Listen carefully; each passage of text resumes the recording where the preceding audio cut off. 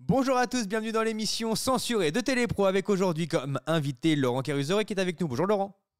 Bonjour. Ravi vraiment de vous recevoir. On va parler ensemble de Plus belle la vie. C'est diffusé sur RTL TVI à 16h55 et sur TF1 à 14h. On en parlera dans la question promo. Il y aura la question du patron, un questionnaire à choix et on terminera par un coup de pression. Ok? Ok.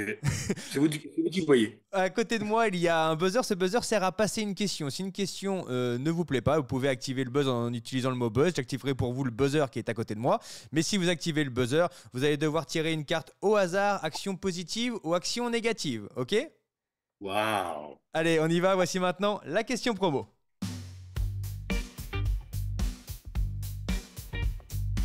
Comment se passe la vie au Mistral pour votre personnage? Un bar qui a qui est mis en vente, mais au final la vente ne s'est pas fait. Derrière, on a aussi l'histoire de couple, ça bat un peu de l'aile et on a des amendes, on reçoit des amendes, c'est pas vraiment les vôtres, etc. Comment ça se passe la vie? Alors, la vie pour Thomas, Oui, j'imagine. la vie pour Thomas. Euh, en fait, la famille Kepler ou Madame Kepler a un peu remplacé notre Frémont national. Ouais. Oui, il en fallait un. Effectivement, même l'ancien Mistral a failli être acheté plein de fois par la famille Frémont. Et ben là, pour le dernier opus de Plus belle la vie, c'est les Kepler, mais elle ne va pas y arriver. Thomas se battra jusqu'au bout pour son Mistral qui lui tient beaucoup à cœur. Voilà. Et également l'histoire Et amoureuse. comment? Il y a aussi l'histoire amoureuse. Ah, ben l'histoire amoureuse, mais le couple Thomas Riva bat de l'aile depuis un certain temps, même dans le dernier opus, où c'est vrai que Thomas en supportait quand même pas mal.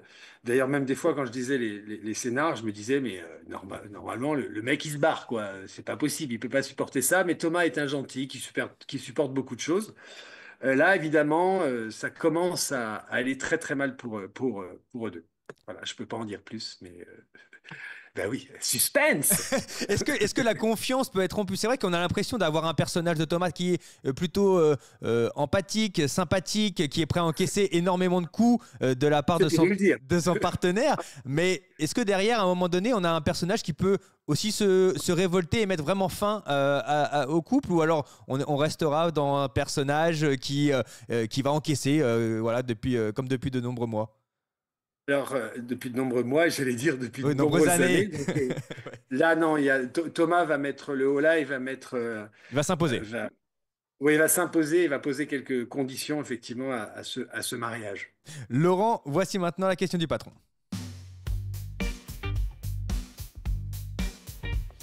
Le patron de Télépro a une question pour vous, la voici. Pourquoi on vous voit moins que d'autres dans des séries autres que Plus belle la vie? Waouh!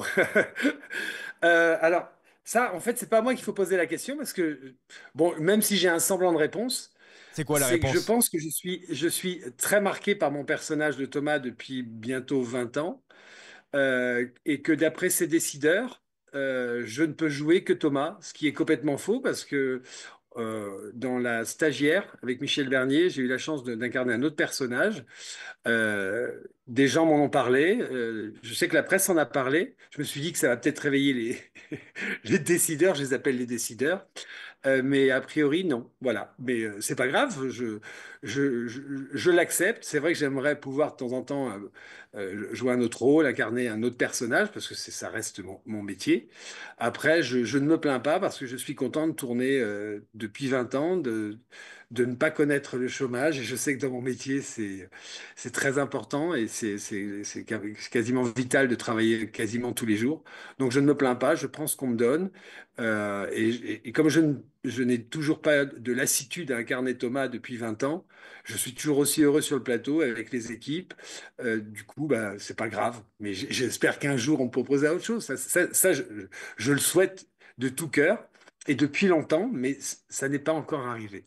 Quel type de personnage? Est-ce qu'il y a un rêve? Est-ce qu'il y a quelque chose dans la façon de jouer? Est-ce que ça serait un policier? Ça serait quoi? Oh, les policiers, il y en a partout, Bah oui, c'est c'est bon. pour ça. Bah oui, mais comme en ce moment la télévision fait Non, beaucoup de alors, séries policières. si je devais choisir, bah, ayant joué un très très gentil pendant 20 ans, j'aimerais jouer un très très méchant. D'ailleurs, j'ai une expérience, bon, le court-métrage n'est pas encore monté. Tim Rousseau, qui joue Kylian, mon demi-frère, cet été, nous avons tourné un court métrage où là, je joue vraiment, mais un très très méchant, c'est un espèce de tueur en série. Et c'est vrai que l'équipe ne m'a pas vraiment reconnu. Et voilà, donc je suis plutôt content. J'attends que Tim se réveille un peu pour le montage. Mais voilà. Non, j'aimerais jouer un méchant. Ou Ouais. alors, si je devais pas jouer un méchant, alors ça, c'est encore une référence à Plus belle la vie, mais c'est pas grave, je l'assume. J'adorerais jouer un personnage un peu à la Myrtha, un peu réac, un peu, voilà. J'adore ce personnage qui est quand même, qui a beaucoup d'humour, mais qui est quand même très, très carré ou pas carré des fois. Tu vois comme ça l'arrange, un peu d'une mauvaise foi. Et ça, j'adore la mauvaise foi dans la vie en général. Voilà. Vous avez joué Mais un dans, méchant, ça serait très bien. Vous avez joué dans La Stagiaire, on en a parlé il y a quelques minutes. Et justement, est-ce que ça a apporté quand même quelque chose de nouveau? Est-ce que quand vous envoyez, je sais pas, vos piges à des producteurs, vous passez d'autres castings, est-ce que vous mettez en avant justement pas le côté plus belle la vie, mais le côté j'ai aussi joué par exemple dans La Stagiaire et je peux montrer autre chose que le rôle de Thomas? Ah, mais moi, j'aimerais bien passer des castings, mais je ne vais même pas jusqu'au casting. C'est-à-dire Ah oui. qu'on me propose rien. Ah, c'est-à-dire qu'on va même pas sur l'étape du casting. Ah, on va même pas me chercher. Non, non. Alors, à la limite, je pourrais vous dire, j'ai raté tous mes castings, c'est pour ça qu'on me voit pas. C'était la question du patron. Ouais. Non, non, c'est que je ne passe même pas de casting pour jouer l'autre personnage. Après, comme je le dis, je ne me plains pas puisque je suis très heureux sur ce plateau et dans cette série, avec les Bien équipes, sûr. même les histoires. Ce que j'ai eu à jouer en 20 ans, je suis pas sûr que quelqu'un. C'est vrai que c'est des fois rocambolesque, mais nous restons dans des fictions. Mais oui, j'ai de la chance, donc je suis pas dans la plainte, mais c'est vrai que ça serait un souhait. Et à la base, j'ai fait ce métier. J'ai pas fait ce métier quand je faisais mes cours de théâtre. C'était pas pour jouer Thomas.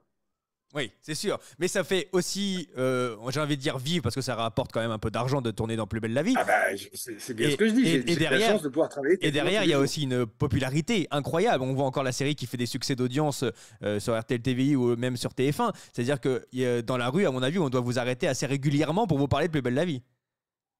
Oui, même très très régulièrement. Il y a très peu de temps, j'étais avec un ami à Marseille et au bout de quelques longues minutes où on marchait sur le vieux port, il me dit tu sais combien de selfies tu as fait? Et je lui ai dit, je sais pas, 4, 5. Il m'a dit non, t'en as fait 17. Ah oui, Et en fait, c'est devenu un geste tellement naturel.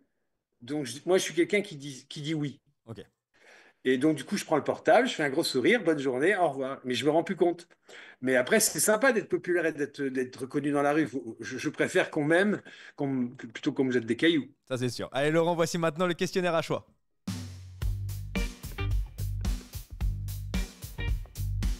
Je vais vous donner des mots, des noms, vous allez me dire ce que ça évoque pour vous. Ok Laurent? Si je Ouais. vous dis justement Marseille. Marseille, ville surprenante et une ville qui m'a adopté très rapidement. Voilà. Et une ville qui m'a donné plein de souvenirs et qui, quoi qu'il arrive, même si c'est un vaste bordel, c'est un vaste bordel euh, plein de poésie. Voilà. Si je vous dis la chanson. La chanson, je vous dirais mon expérience à l'Olympia et à Bobino. Il y a aussi ce côté chanteur qu'on connaît beaucoup moins. Bah, beaucoup moins parce qu'en fait, j'en ai pas vraiment parlé. Ouais. Euh, Ben non, parce que en France, on a tendance à mettre les gens dans des cases et dès qu'on en sort un peu, c'est qu'est-ce qui va faire celui-là, voilà. Donc j'ai eu la chance quand même de bien- pas mal remplir, hein, ça s'est très très bien passé.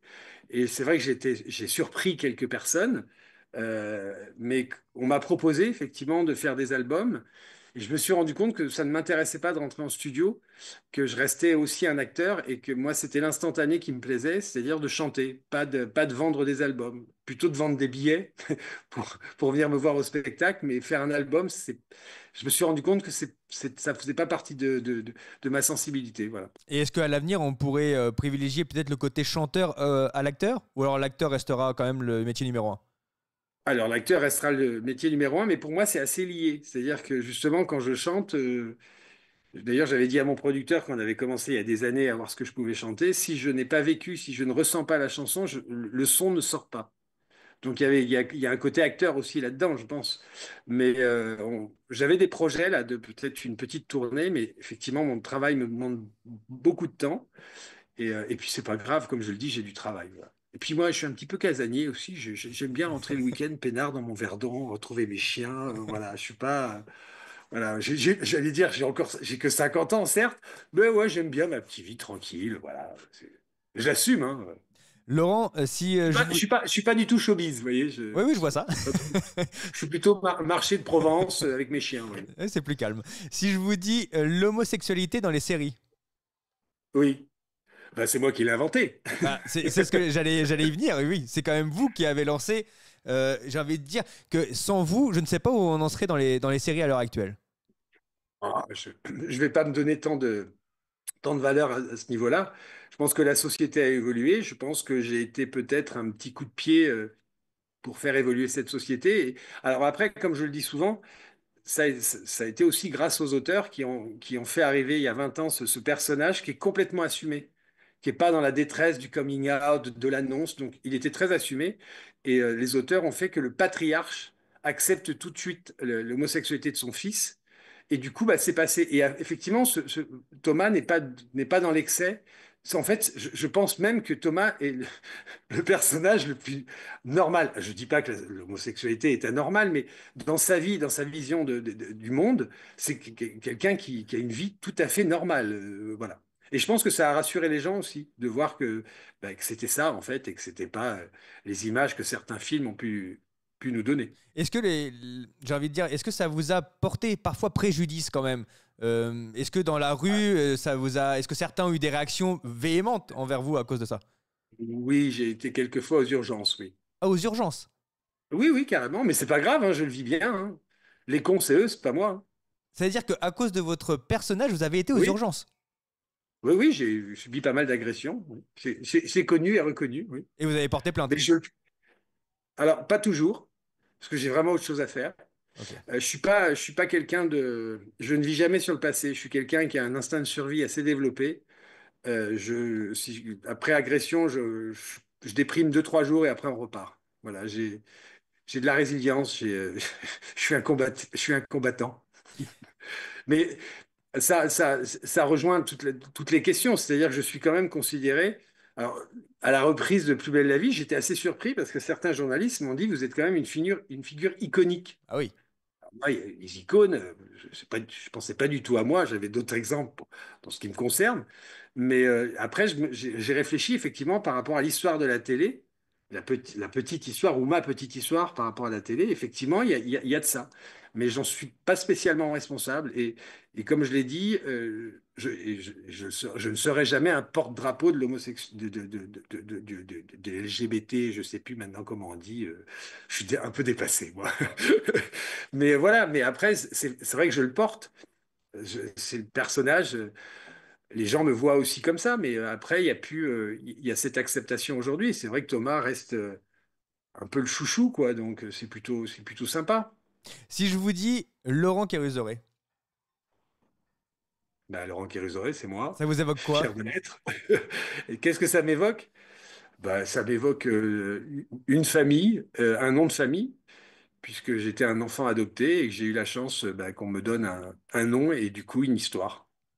Quelle est au final votre histoire? C'est vrai qu'on connaît vraiment votre personnage, vous êtes très relié à votre personnage, c'est-à-dire qu'on a du mal, même moi, C'est pas de ma faute. non, je sais bien, mais même moi qui suis en interview avec vous, c'est vrai que parfois je dois réfléchir à me dire, ah non, je dois pas dire Thomas, mais je dois vous appeler par votre vrai prénom. Et c'est. Ben oui, c'est Laurent. Mais je ne réponds pas. Si on vous m'avait appelé Thomas, j'aurais tourné la tête et j'aurais pas répondu. Mais justement, je voudrais savoir qui est Laurent dans la vraie vie, c'est qui? Il est extraordinaire. Racontez, je suis là pour ça. Non, je plaisante. Ben, Laurent, alors, Laurent n'a rien à voir avec Thomas. Ah, rien à voir. Mais, ah non, mais du tout, du tout. Thomas est quelqu'un de très patient. Alors, je dis pas que je suis un méchant, hein. Mais moi, je suis un impatient. Je suis plutôt, ben, en fait, c'est presque aux gens qui me connaissent très bien depuis 30 ans, depuis 40 ans, ou ma maman, à qui il faudrait poser la question, mais je n'ai rien à voir avec lui. D'ailleurs, ma maman, ma mère regarde Plus belle la vie, elle me dit, qu'est-ce qu'il est patient, ce Thomas, et elle me regarde en levant les yeux en l'air, en disant, si seulement t'avais pu être comme lui. Après, non, je suis... Puis après, comme mes amis de longue date, souvent quand j'arrive quelque part, ils me disent, bon, t'es venu à combien aujourd'hui? Parce qu'on a tous, alors je ne suis pas schizophrène, hein, mais on a tous plus ou moins des facettes différentes. C'est-à-dire que moi, quand je suis au travail, je suis toujours de bonne humeur, Ok. je suis jamais malade, je suis toujours souriant. Après, quand je suis avec mes amis, je suis un peu plus festif. Et après, je peux aussi avoir ce côté très seul, d'être tranquille avec mes chiens à la campagne, me balader dans la nature. Voilà, j'ai plusieurs facettes et c'est tout. Voilà. Alors, j'ai peut-être un point commun avec Thomas, c'est que j'aurais été un père extraordinaire, mais je ne l'ai pas été. Et là, on parle de beaucoup de qualités. Est-ce qu'il y a des défauts chez vous? Ah bah, mon impatience Oui, est le c'est pas vraiment un défaut. Ouais. Ça dépend pour qui. Euh, Et souvent aussi, peut-être qu'on pourrait me reprocher, c'est que j'ai tendance, alors je suis un hypersensible et c'est vrai que j'ai j'ai tendance à dire ce que je pense au moment où je le pense. C'est jamais pour blesser les gens, mais j'ai toujours pensé qu'il fallait mieux dire les choses plutôt que de les garder. Parce que je pense souvent que de garder les choses, ça crée une certaine frustration et que la frustration crée la maladie. Et je ne suis qui mange salade n'est jamais malade, qui n'est jamais frustré n'est jamais malade non plus. Et un exemple justement, en quoi ça se traduit? Une dernière situation, peut-être vous avez vraiment dit les choses à quelqu'un, c'était quoi? Bah, il y a 10 minutes. Il y a 10 minutes sur le plateau. Enfin, c'est tout le temps, hein. Et Et ça ressemble à quoi au final? C'est sur quoi? Sur quel détail? sur une coiffure, sur quelqu'un qui va penser quelque chose, je vais lui dire non, je crois que tu as tort, machin. Bon, après, je suis pas vindicatif, hein. Ouais. C'est jamais méchant. D'ailleurs, c'est pour ça que les gens le prennent pas mal. Et la plupart du temps, ils sourient, ils réfléchissent et le lendemain, ils me disent, ouais, en fait, tu avais peut-être raison. Voilà. Laurent, voici. Alors, il y en a à qui ça plaît pas, évidemment. Oui, ça je me doute bien. Oui. Laurent, Mais tant pis pour eux. voici le coup de pression. Coup de pression, mais j'ai pas envie d'avoir un coup de pression. J'ai pas envie d'avoir un coup de pression, il a dit Laurent. Non. J'adore.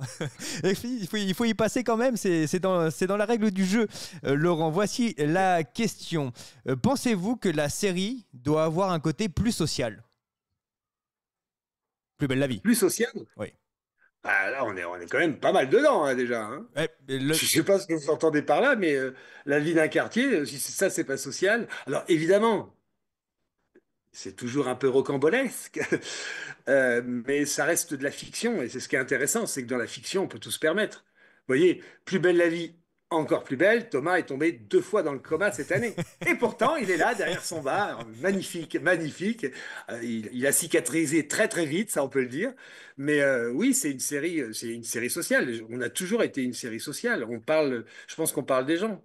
On parle toujours des gens. Mais Enfin, moi, en tout il cas. y avait une interview de Sylvie Flep qui joue le rôle de Myrta, vous l'avez vu cette interview, j'en suis sûr et certain.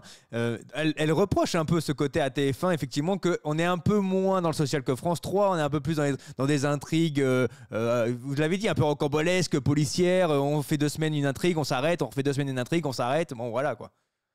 Alors, Euh, c'est son point de vue. Alors après, sur l'autre opus de Plus belle la vie, les intrigues étaient très très longues.